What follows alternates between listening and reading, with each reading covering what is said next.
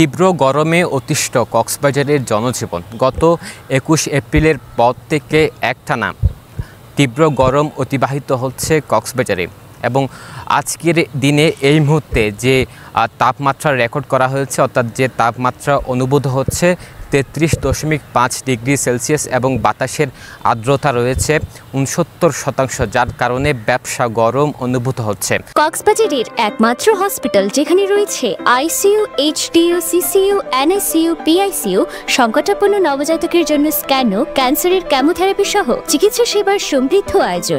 গতকালও ৬৭% যে আর্দ্রতা রেকর্ড করা হয়েছে, যার কারণে গতকালও ব্যবসা গরম ছিল। আজকে আর্দ্রতা আরও বেশি এবং আজকে ব্যবসা গরমও বেশি অনুভূত হচ্ছে এবং গত ২১ এপ্রিলের পর থেকেই এই পরিমাণ তাপমাত্রা কক্সবাজারে রয়েছে এবং আগামী ২ থেকে ৩ দিন বৃষ্টির কোনো সম্ভাবনা নেই এবং যে তাপমাত্রা বাড়তে পারে বলে ধারণা করছেন আবহাওয়া অধিদপ্তর। আমরা কথা বলেছি কক্সবাজার আবহাওয়া অধিদপ্তরের সহকারী আবহাওয়াবিদ আব্দুল হান্নানের সাথে। তিনি যেটি জানিয়েছেন, গত ২১ এপ্রিলের পর থেকে যে তাপমাত্রা কক্সবাজারে অতিবাহিত হচ্ছে এবং অনুভূত হচ্ছে, যাতে অনেক সময় ৩৫-৩৪ ডিগ্রি সেলসিয়াস তাপমাত্রা রেকর্ড করা হয়েছে এবং এটি আরও বাড়তে পারে বলে ধারণা করছেন তিনি।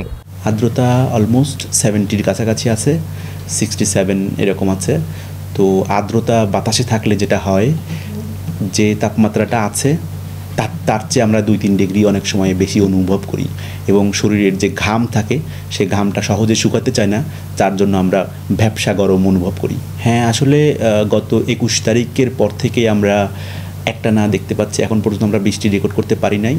সাথে সাথে তাপমাত্রা ধীরে ধীরে আমাদের ম্যাক্সিমাম তাপমাত্রা বাড়তেছে এবং সাথে সাথে দিনের হিউমিডিটিটা বেশি থাকছে, যার জন্য আমরা আসলে খুব ভ্যাপসা গরম অনুভব করছি এবং এটা আরও ২-৩ দিন তো থাকবেই, সেটা আরও বেশি হতে পারে। এই যে তীব্র গরমের হিট স্ট্রোকের সম্ভাবনাও বেড়েছে, বিশেষ করে যারা দিনমজুর এবং খেটে খাওয়া মানুষ, যারা সূর্যের প্রখর তাপ উপেক্ষা করে যারা কাজকর্মে লিপ্ত থাকে, অর্থাৎ যারা কাজে ব্যস্ত থাকে, তারা সবচেয়ে বেশি হিট স্ট্রোকের আশঙ্কায় রয়েছে, বিশেষ করে যারা দিনমজুর রয়েছে। এছাড়াও যে তীব্র গরমে ডায়রিয়া, বমি, জ্বরসহ বিভিন্ন রোগে আক্রান্ত হয়ে সাধারণ মানুষ কিন্তু হাসপাতালে চিকিৎসা নিচ্ছেন এবং এই যে তীব্র গরম থেকে নিজেকে একটু স্বস্তি রাখতে চিকিৎসকরা পরামর্শ দিয়েছেন।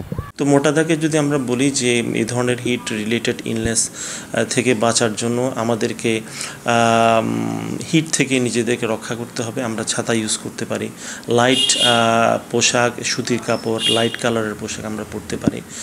তীব্র তাপটা যাতে সরাসরি আমাদের শরীরে এসে না পড়ে সেজন্য আমরা বিভিন্ন ধরনের মেকানিজম, সেটা ফ্যানিং হতে পারে, এয়ার কন্ডিশনার বা এয়ার কুলার, সেগুলো আমরা ইউজ করতে পারি আমাদের সাধ্য মতো। আর বাইরে অবস্থান করলে ডেফিনেটলি আমাদেরকে ছায়া ক্রিয়েট করতে হবে, ছাতা ইউজ করার মাধ্যমে বা ক্যাপ ইউজ করার মাধ্যমে।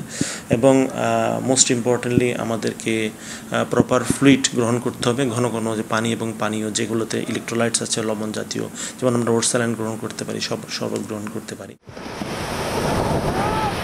এই মুহূর্তে ঘূর্ণিঝড়ের কোনো আশঙ্কা নেই, তবে ধারণা করছেন যে আগামী মাসে একটি ঘূর্ণিঝড় সৃষ্টি হতে পারে। তবে আবহাওয়া অফিস থেকে যেটি জানিয়েছেন, যদি ঘূর্ণিঝড়ের তেমন আশঙ্কা হয় সেটি পরবর্তীতে জানিয়ে দেবে। তবে এই মুহূর্তে বৃষ্টিরও সম্ভাবনা নেই এবং ঘূর্ণিঝড়েরও সম্ভাবনা নেই, তবে যে গরমের তাপমাত্রা সেটি বাড়ার আশঙ্কা তারা দেখছেন।